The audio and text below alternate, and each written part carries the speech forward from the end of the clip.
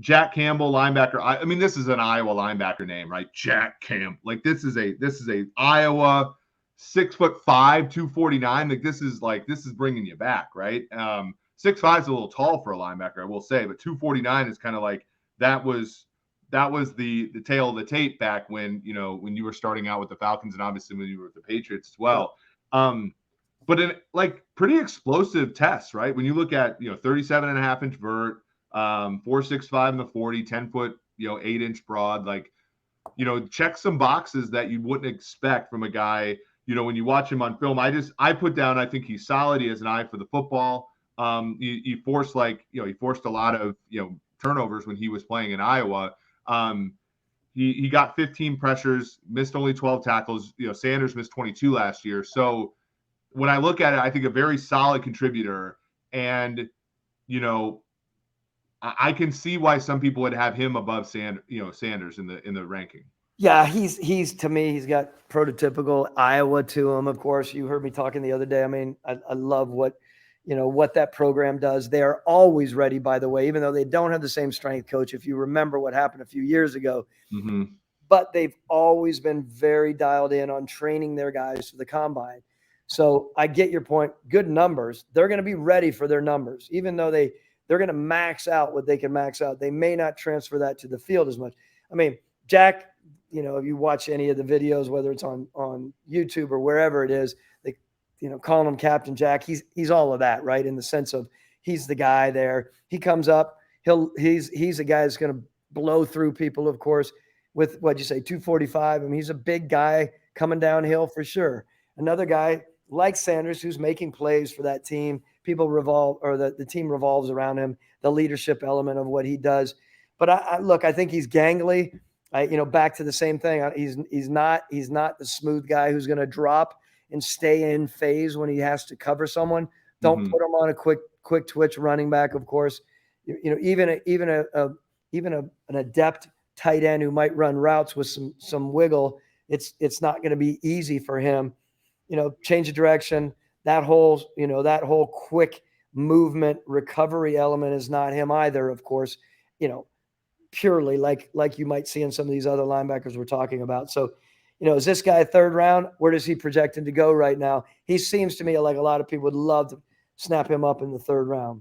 Yeah, top 50-ish. A little bit later in some. I have to look at the latest and grinding the mocks. But yeah, you're looking at a little bit below where Sanders is supposed to go, which I think makes some sense. But yeah, I kind of like him. But like again, it's interesting because if you draft a linebacker in the third round, you're going to want that guy to start, right? It's sort of different than quarterback and like some of the more premium positions where the guy, the later on in the draft, the guys are depth guys. Linebackers like taking that late are going to be starting guys, and so.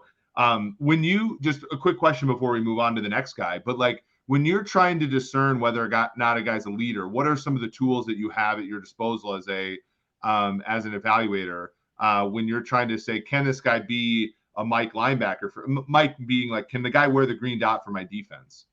Oftentimes, of course, just so everyone knows, I mean, we do our psychological tests, we do our own interviews, of course.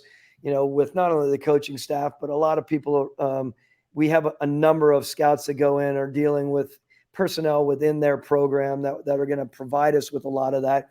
We'll sit down with these players and pepper them at all levels with, everything to do from, all the personality traits that they are, how they respond to certain situations, what do-overs they would have, what their main learned experiences were as a leader. We, again, some of these guys are prepared and they may come to the table with some great answers and others aren't. I mean, to actually walk them through and have them walk us through, tell us when you truly led, tell us, tell us a situation, what you did or what you could have done better in a leadership situation, all the while understanding that we have a pretty firm grasp of what their true leadership is from all the people that we have dealt with before we actually interview the kids. So and then you, of course, watch on the field. Scouts oftentimes want to be down on the field for leadership types, either close by or being able to walk on the sidelines when they're allowed in some of these games to truly hear these guys interacting. And we will watch. We'll not only watch if we can't get down, but we'll watch with our binocs down there and see this, some of these guys along the sideline when they're off the field. What are they doing? Are they one side of the field? Are they are they mingling with their group? Are they cheering their team on? Like, what is their makeup, right? That's an important thing. So when we're trying, but there are a lot of layers to it. Yeah, I think that those things are so important when it comes to a position that numerically is going to get a bad rap for value, right? Like there's these things that have to be intangible to a position like linebacker as the league continues to sort of move, even to the point, Thomas, where like now a lot of safeties wear the communication because they're on the field more and linebackers are more interchangeable. So that's just something like I think is really important. And obviously analytics, like we have indirect ways of measuring it, but I don't think we're any good at it yet. Which is the game.